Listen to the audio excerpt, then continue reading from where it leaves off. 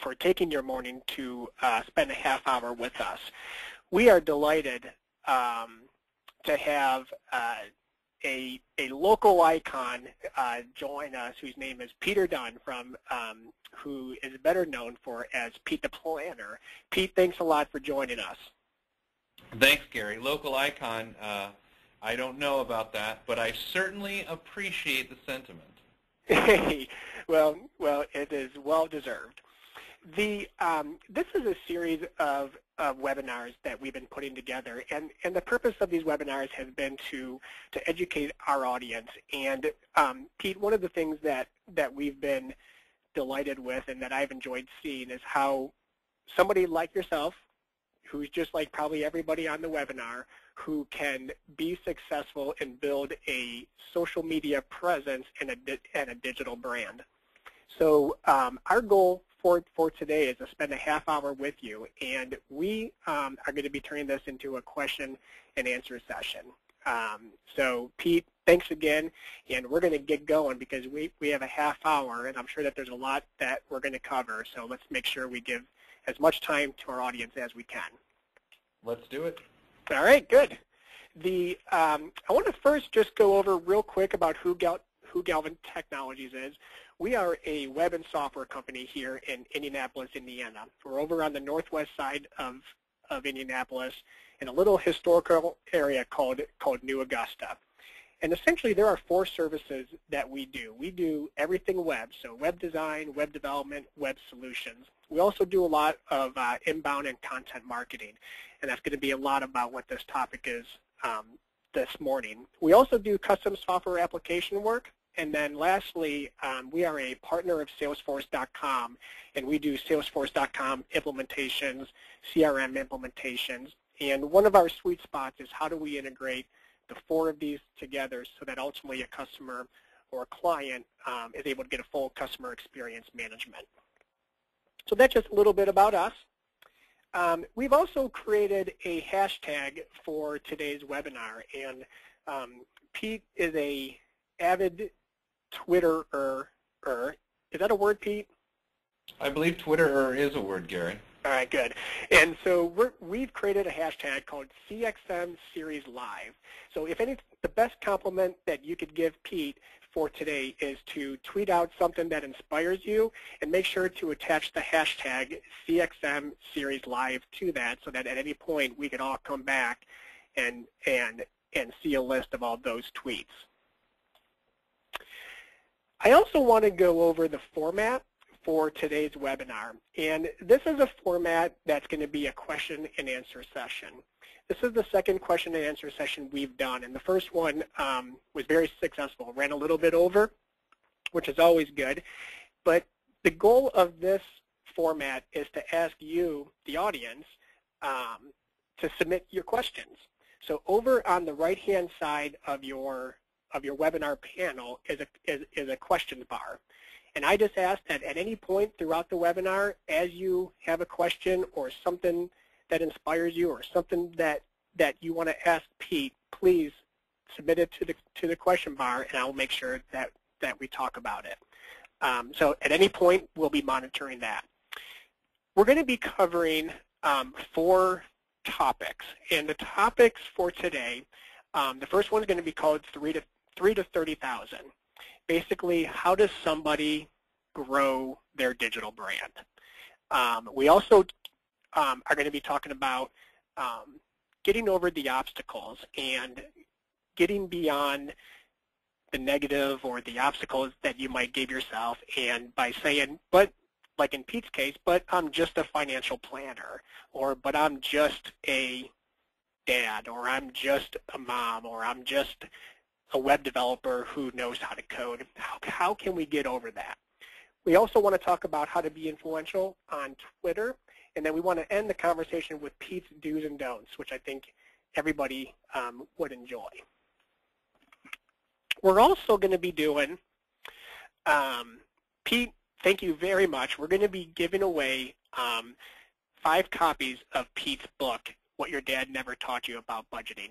Pete is an author, and Pete, how many books have you written? As of this week, 5. I have a book currently being printed as we speak at the printer. It's Mock Retirement. But this book here, as we'll talk about in a little bit, was my first and fourth book, which definitely calls for explanation, but we'll talk about this in a little bit. Perfect.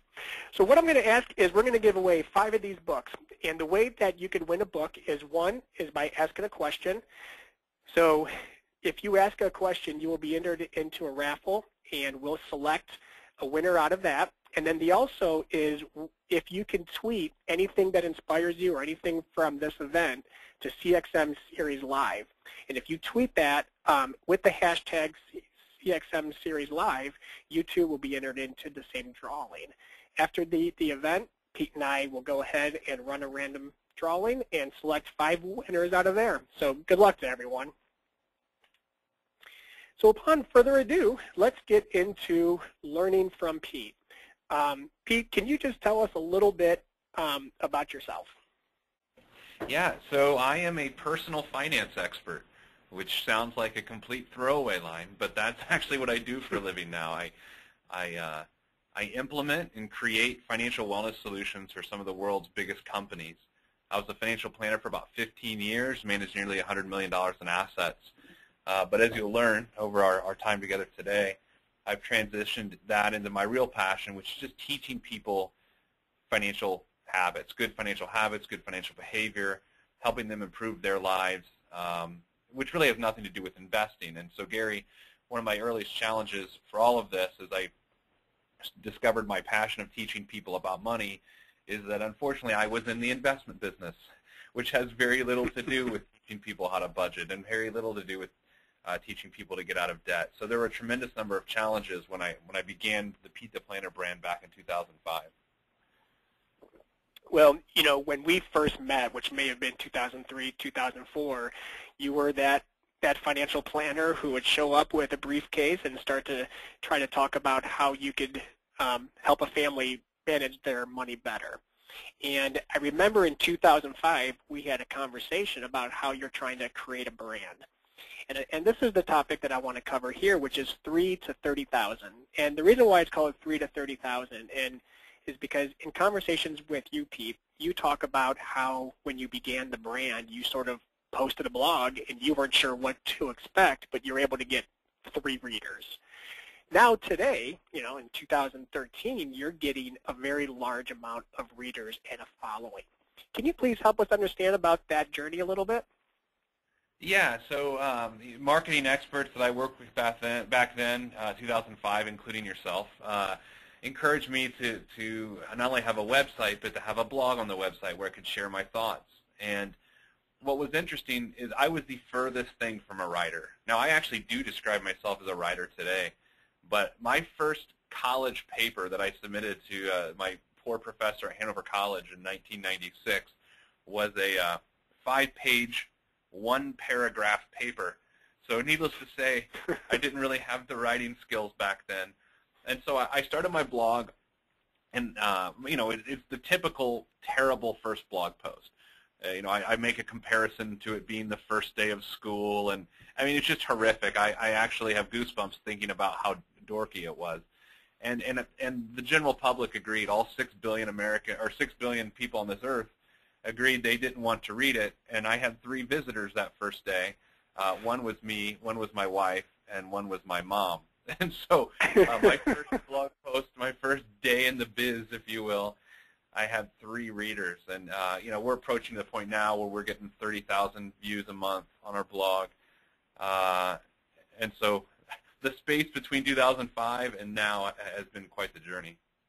Well, and I think that there's a lot of bumps and bruises along the way, as I'm sure there's a lot of success stories. So let's talk about the very beginning. And I know that I get into this conversation a lot, which is where do I start and what do I write about? And so, you know, what I think is pretty inspiring is that you just started to do it, not sure what to expect, and you got your 3 readers. What advice could you give to somebody who is just wanting to start off being a blogger or creating a blog and just starting off with writing content? I think there's got to be this confidence that you accept, and this confidence that you try to cultivate, where you do believe that what you have to say is not only important, but it's valuable and it's pertinent to the conversation. So many times early on, you see bloggers use a little bit of a crutch where they'll see an article on USA Today and then link to the article and then discuss their thoughts on the article. And what I personally discovered early on is that I would rather give more proprietary content than that. I want to develop my thoughts from scratch. I don't want to take someone else's work and give my spin on it. And so what I really did, and this can work for any industry, but I grabbed my my college finance book, my personal finance book from college, and I went down and I wrote down all the chapter headings just on a piece of paper. And I basically said, okay, well, my job now going forward is to weigh in on these root topics, develop my own content, my own curriculum. And really that's what I've done for the last 8 years, is take 8 topics and write 5 books, speak thousands of times, go on Fox News, CNN, have my own radio show, all about those topics. And it really is about weighing in on your industry or weighing in on whatever field it is, but from the very root, that you explore the very earliest concepts of those things, and you're not afraid to innovate. One of the most innovative days in my entire career, and it's just silly to look back on, is the day that I decided to take a pie chart and weigh in on what I think is the ideal way for someone to spend their household income. That day was crazy, because forever and ever I would look for charts and say, well, Dave Ramsey says to do this, or Susie Orman says to do that. And, I looked at some of their charts, and then I stepped back and I was like, you know what, I don't actually agree with him. This is what I think. And that page, the Ideal Household Budget, has been the most clicked on thing on my website now since I developed it. Well, besides the close the browser button, which is a different story altogether. But it's funny just that random day, that became the beginning for me to content creation from the root. And that's just having the guts to say, why can't I create content in this space? Why can't I be a thought leader? And so that was a big part for me, Gary. And I think that's amazing there, just the why can't I do it? I mean, if somebody's going to do it, why not me? If somebody's going to be great at it, why not me? Right? So yeah, totally. I mean, I've long felt that way. I mean, there are times in this journey since 2005, my goal early on, and I still express it, it's just kind of weird now, but my goal, Dave Ramsey and Susie Orman dominated the personal finance space even back in 2005, and I always felt that there was room for another person. And so my goal's been to do that. And, and all along, Gary, I thought I was the person to do that, whether I am or not, but I believe I am. In January of 2012, last January, woke up one day and there was a ranking of influential personal finance experts in the nation, and I found myself in 4th place below Jim Cramer, Dave Ramsey, Susie Orman, then me. And so it was like this, it was a realization that 7 years later after I started it, that not only was I filling that void, but I forgot about Jim Cramer. Well, Pete, congratulations on that. And so going back to what this topic's about, going from 3 to 30,000 to, now you're on Fox News, you're in the same conversations as Jim Cramer and Dave Ramsey. Going from 3, when you go to your blog on that, after that first blog post and there's 3 readers, how did you stay focused and say, okay, I know there's only 3 readers, but I'm still going to stay committed? Because a lot of blogs, Pete, that we see out there, they get written and then they're forgotten very fast. It's like sometimes I relate it to working out. Like you do a week of working out, you realize you're not as big as the bodybuilders, so you give up. And that's a great point. For me, there was a couple things. Number one, I knew it sucked. I mean, I knew it sucked, and I was comfortable with that it was going to suck, but just like exercise, the only way it can stop sucking is if you do it more. That's the only possible solution if you're not a good writer, which I wasn't, is to write more. So I just made a commitment to, early on it was to post something every day, and early on it was 150 to 200 words, which I can sneeze that now. And so that was important. At the same time, though, too, when I released my first book, What Your Dad Never Taught You About Budgeting, in January of 2006, I mean, Gary, that's an extension of a bad blog right there. And in fact, it is the worst book ever written. But it meant so much to me because it was the courage to say, I have thoughts on my industry, and I published this book, I self-published this book. And it kind of, I did it for credibility's sake, to say that I took the time and studied. And I love the name of the book, and I love the concept of the book so much. That's why I rewrote it last year. But the original book was terrible, but it got me some media interviews. I did some TV on Wish TV locally, some radio interviews, did some things on Inside Indiana Business with Gary Dick. And what was interesting was, although the book sucked and my blog sucked, I knew the content. And like everyone listening to this, you know your industry. Like, you have complete faith in your ability to have provocative thoughts on your industry.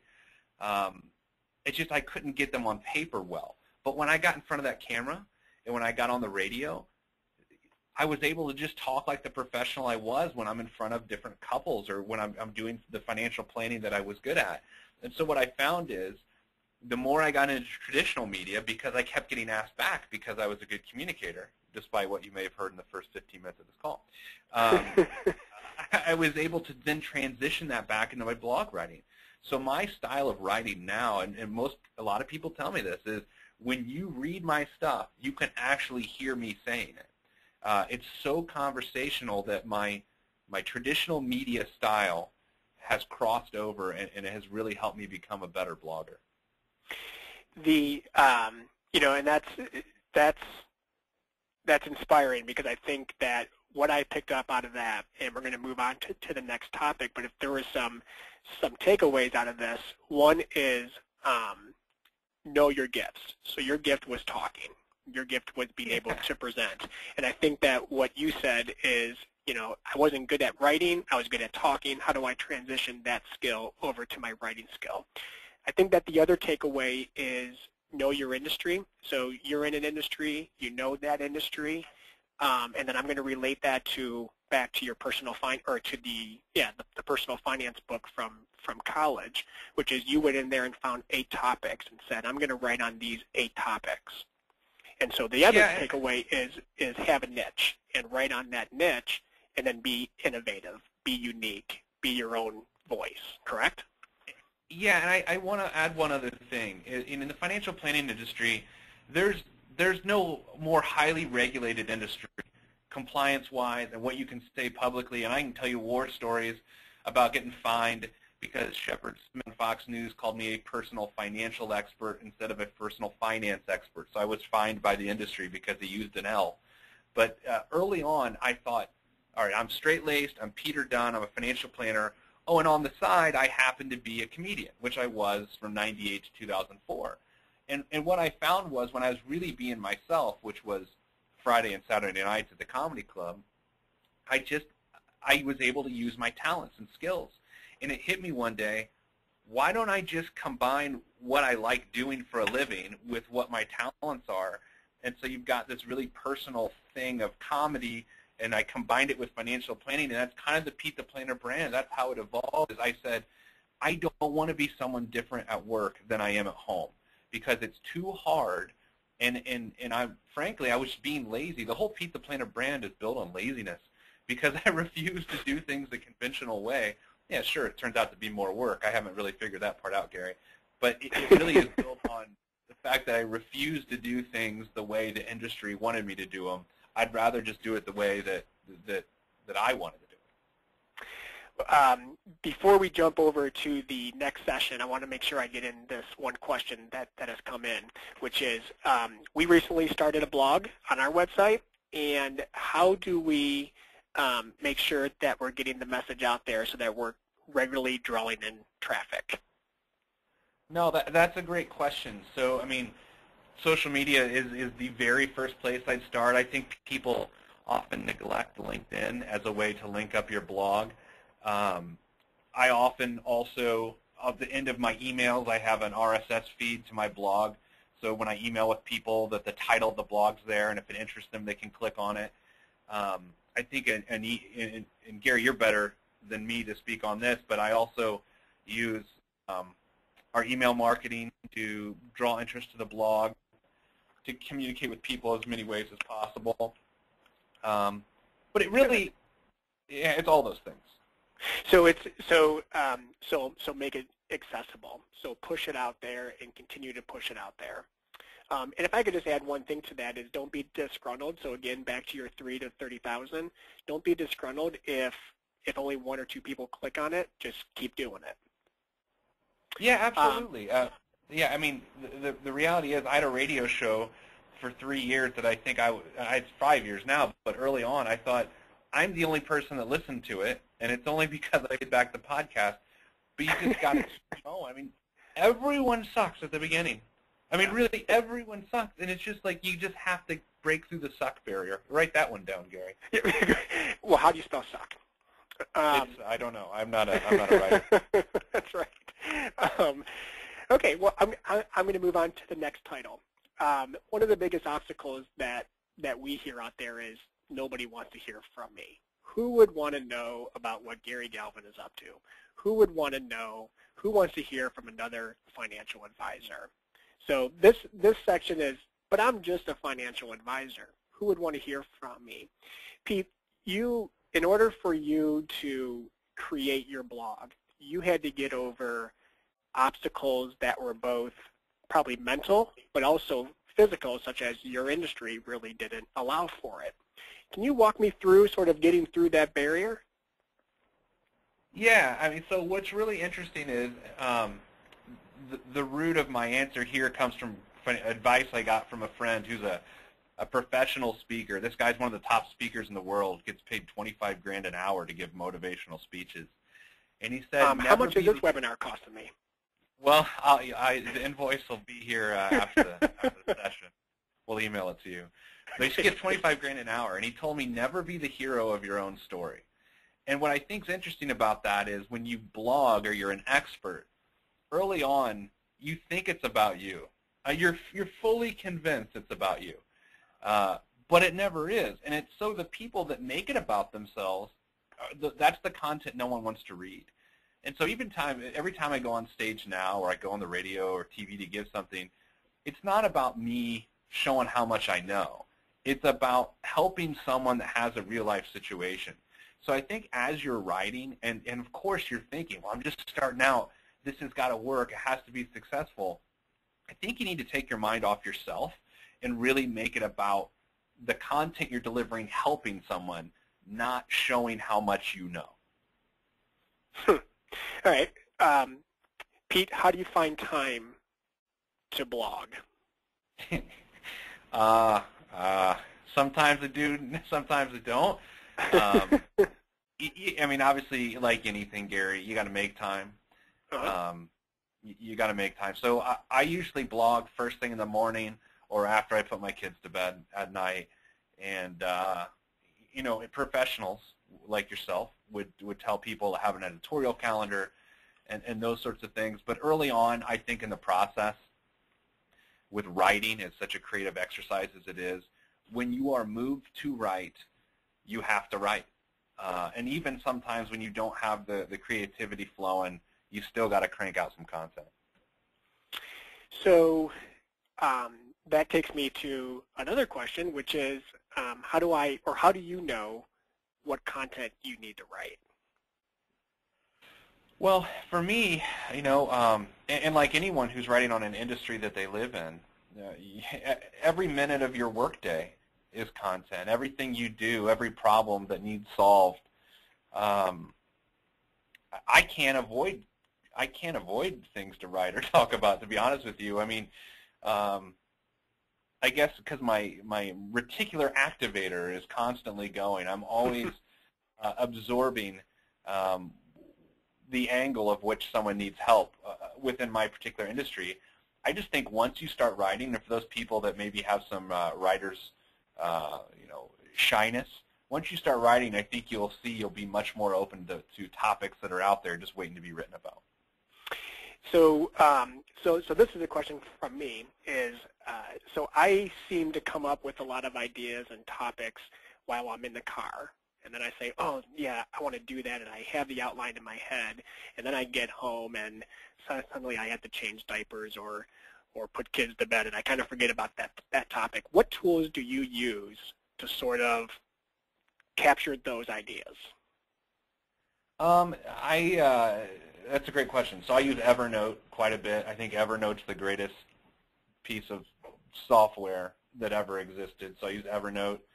I'll just jot down on a piece of paper, and then I try to remember. My ideas happen to not come to me when I'm driving. I'm usually working out or I'm in the shower. Sorry for the visual, everybody. And you've lost your appetite, so you've just saved money for lunch. So that's a bonus tip. So I just know when I get back from a run that I got to be ready to write down ideas, and I know when I get out of the shower, again, there's dinner for you too, that I got to write down the ideas too. Good. All right. So basically, your advice there is write down the ideas just as they come to you, just like anything else. But I think the other piece of advice that I want to make sure that people get that you gave is it's okay to write an article or a blog that's 100 words. Yep. Yeah, no, that's absolutely early on. There was times when I found a quote that just inspired me that I found, and that would just be my blog post. And frankly, there's nothing wrong with that. And that's great. And I think that's oftentimes an obstacle that people have to get over is they think they have to write a book report. I want to move over to Twitter, and I know that we've gone beyond the half hour, so I appreciate everybody still staying on with us. This is great. You know, Pete, thanks a lot. This conversation is definitely going in a direction where I kind of wish we had an hour, but we're still going to continue going. Pete, I don't know if you eat, sleep, or work because you are always on Twitter, and I am really impressed with the amount of content and influential content that you're able to constantly come up with on Twitter. You have a very unique voice on Twitter, and so tell us a little bit about your journey of the beginning of Twitter to where you are now. I remember when my marketing person told me about Twitter, she said, yeah, you just tell people what you're doing in the moment. I was like, so I'm eating lunch and I would tweet about that? She said, yeah. And I was like, okay, well, I'm not going to use this. And so this was like really early on in Twitter, like 07. And so I was like, I'm going to pass. But then I eventually figured out it's a great way to have conversations with people that you don't know. And for me, it gave me an opportunity to help people in their biggest time of need. When people vent on Twitter or they just want some help, it's a way to communicate efficiently with someone, and I think it's my advantage. Like, I don't have the exposure yet that Dave and Susie have or many other financial experts have, but a lot of them I'm beating, if you will, because I'm very accessible. I've had branding experts tell me to become less accessible in order to become more popular and look more important, but I refuse to do it because that's not what I don't want to become important. I want to help people, and so if I'm accessible and I can answer a tweet from them at 11:55 when I'm getting ready for bed at night, by God, I'll do it. Well, this topic seems to be hitting home with people because the questions are pouring in now. One is an individual manages their Twitter for their organization, and the struggle is being a voice of an organization. Should you be a voice for the organization or should you be a person? So what should your voice be if you are a corporate Twitter account? I think that's a really interesting question because I think ultimately we always have to act like people. We can't act like an entity. So even though when you represent an entity, you're still a person, and you have to react and answer that way.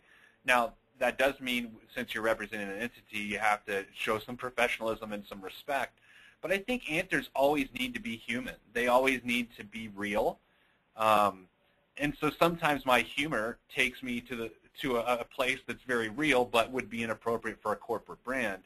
But I think it's about kind of cutting out some of the, the roundabout talking. You know, when you call a customer service line and they have their scripts and you're just like, come on. Yeah. I think the corporate brands sometimes get caught up. You got 140 characters. There's no time to say, how else can I serve you today? Do we answer all your questions? You just got to be real and talk as people would talk. All right. So the answer there is to be a person. Yeah. Good. When you tweet, so you probably tweet, I mean, several times an hour, I'm going to guess. Do you oftentimes repeat topics, maybe pull out old blog posts from the past and tweet it? And what's your approach in doing that? Yeah, so I mean, I'll try to promote a tweet, or if I have a new blog post, I may be tweeting it 5 times a day. I'm sure there's a way that you should actually do that, but for me, I use about 5 times a day. And then based on questions I see or what's going on in the world, current events-wise, I may remember an old blog post I had on that topic, and maybe I'll tweet that out. But frankly, a lot of times it's just either my random stupid thoughts that I think are funny, which sometimes are, sometimes aren't, or I'm answering questions from people that I think other people should see, so I'll make it less of a direct reply and make it more of a tweet for everyone to see. How do you stand out in Twitter?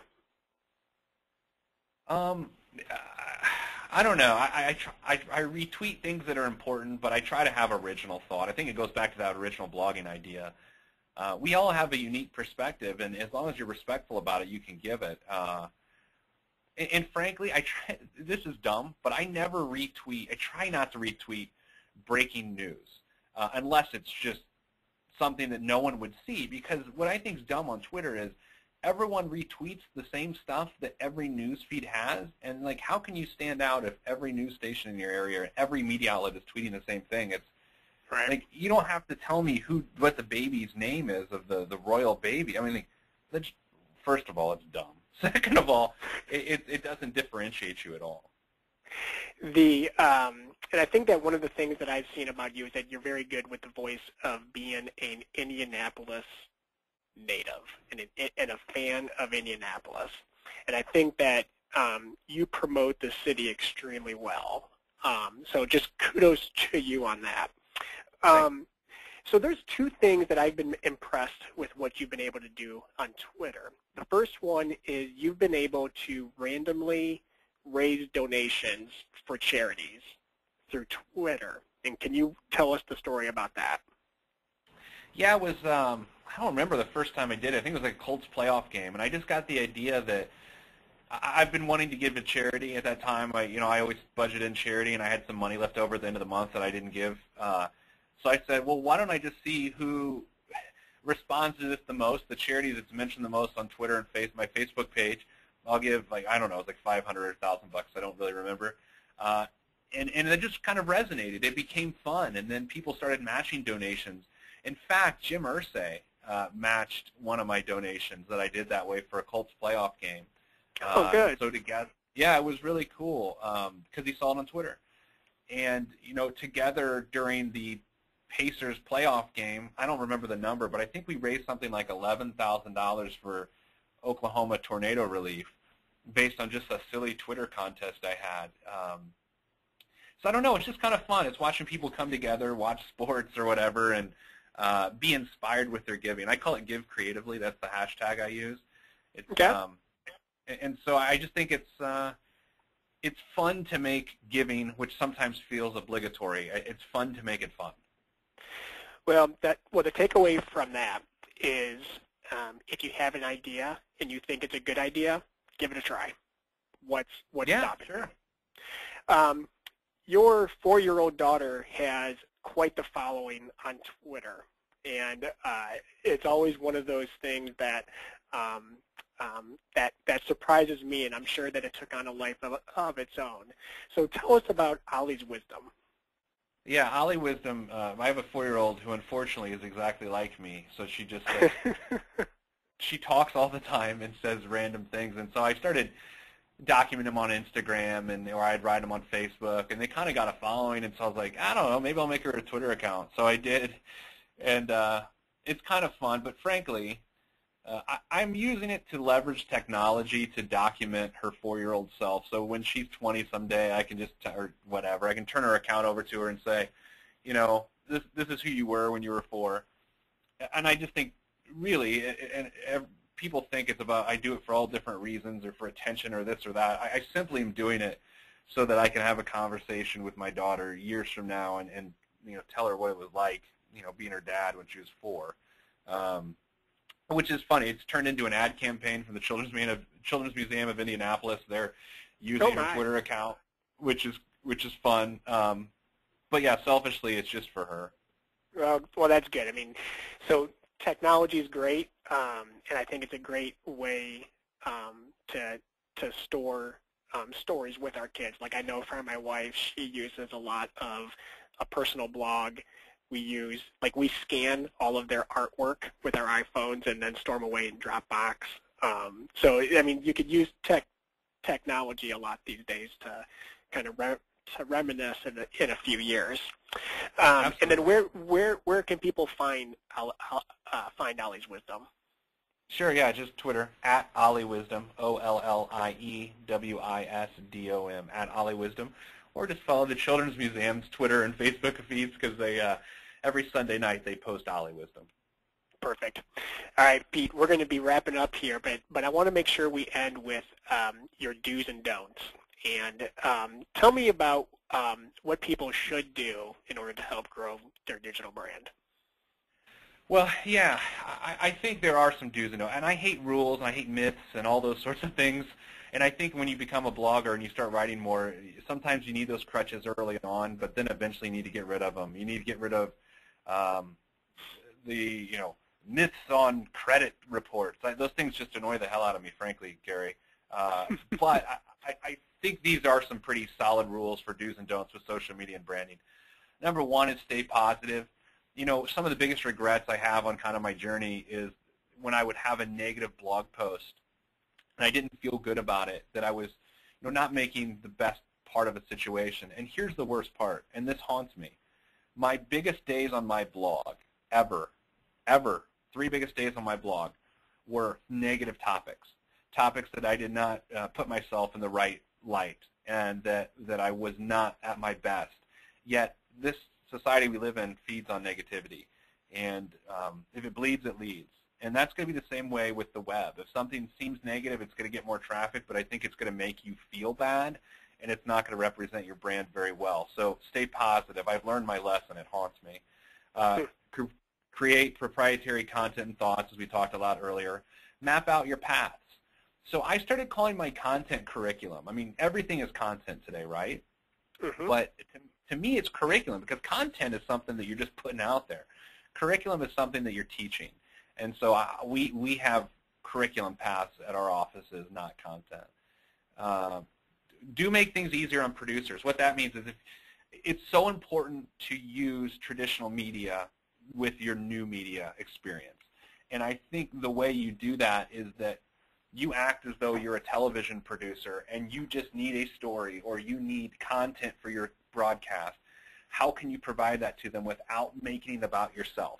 How can you not be the hero of the story and you can help? And that was one of the smartest things I did, I don't know, 2006, 2007, is I started becoming producers' best friends by making their job easier by learning how to be a good guest. The don'ts, don't stop writing. Every time I stop writing because I'm bored or tired of it, then my website numbers go down and I get angry. Don't miss opportunities with traditional media, like I said. But again, you have to realize that it's all about making their job easy. A producer of a television radio show is one of the hardest jobs I've ever seen, and I mean that.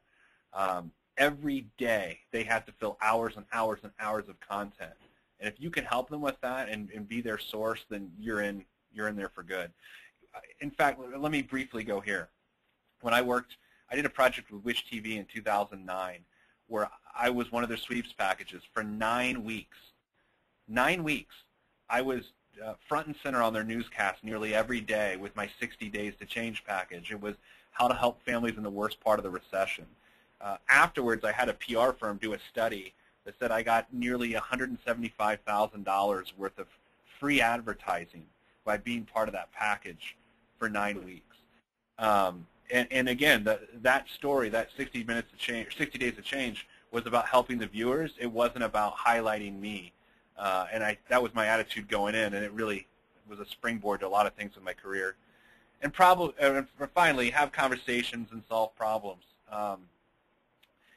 It's really about helping people. I can't say that enough, and I hope my content and my curriculum comes off that way, but I'm in this to help people. If I was in this for any other reason, I'd still be a financial planner just managing assets, and that's not a cut on them. I had a fantastic business prior to selling it. I just didn't want to do it. So to me, it's about helping people with the problems that really face them. Good. Well, good for you, Pete, and thanks a lot for sharing those. Pete, this has been a pleasure, and I wish we had more time, and there's a lot more that I would love to go over with you, and maybe we could do this again in the future. Sure. Pete, obviously, we could follow you at Pete the Planner. And we could also go to your website at PeteThePlanner.com, and I think there we could sign up for your email blast. We could download a few of your free tools, but also we could see where you are. Correct? Yep. Yes, sir.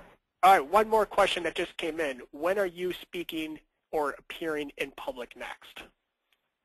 Oh, man. That is an amazing question. I speak usually 4 to 7 times a week at different corporations. Publicly, I don't know. Check my Twitter feed because I don't know. My person that runs my schedule, I don't know. I'm not saying I'm too big time to know that answer. I just unfortunately don't know that answer. All right. Well, we'll keep an eye out. Hey, Pete, thanks a lot. Thanks, guys. Thank you to everybody who joined us. I know that this ran a little bit over, but many of you have stayed on, so thank you very much for taking your morning to spend with us. I know that Pete appreciates it, as do I. Keep an eye out for our next webinar, which is August 7th, which is how to propel your website beyond the competition. This is going to be a webinar with a partner of ours called Kentico. So keep an eye out for that. If you haven't joined our email list, please go to galvintech.com and you can sign up for our email list. And of course, you can follow us on Twitter at galvintech. Thank you to everybody who joined us. We'll now end the webinar and allow you to get back to your day job or maybe go grab a sandwich. Pete, thanks again. Thanks, everybody. All right. Have a good day, everyone.